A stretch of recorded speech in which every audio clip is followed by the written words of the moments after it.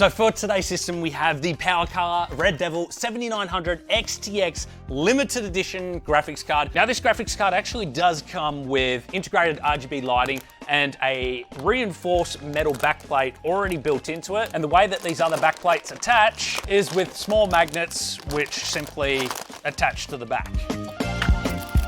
It only requires two 8-pins to power this graphics card. And for the I/O on the back, we've got HDMI and 3 display ports. Now for the two backplates, we have this more sleek design, and you can see that they've left this little grill part there. Now the one that I'm interested in is actually this design right here. And I plan on carrying this design out throughout the whole case. So it simply just clips on like so, nice and easy into place.